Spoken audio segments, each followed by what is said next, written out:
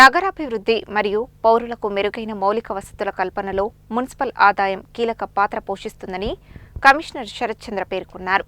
పౌరులు తమ పన్నులను సకాలంలో చెల్లించి నగరాభివృద్ధికి సహకరించాలని ఆయన విజ్ఞప్తి చేశారు.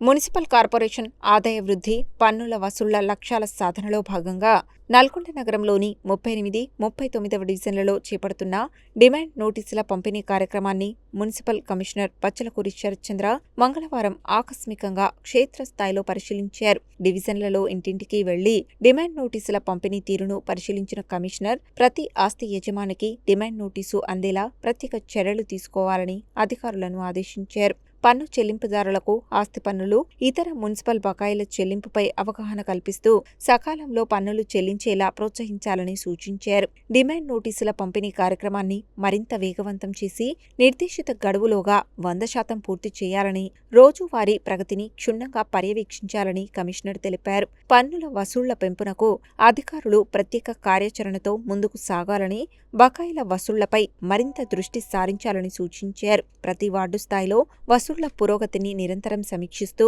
లక్ష్య సాధన దిశగా కృషి చేయాలని ఆదేశించారు. నగరాభివృద్ధి, పౌరులకు మెరుగైన మౌలిక వసతుల కల్పనలో మున్సిపల్ ఆదాయం కీలక పాత్ర పోషిస్తుందని కమిషనర్ పేర్కొన్నారు.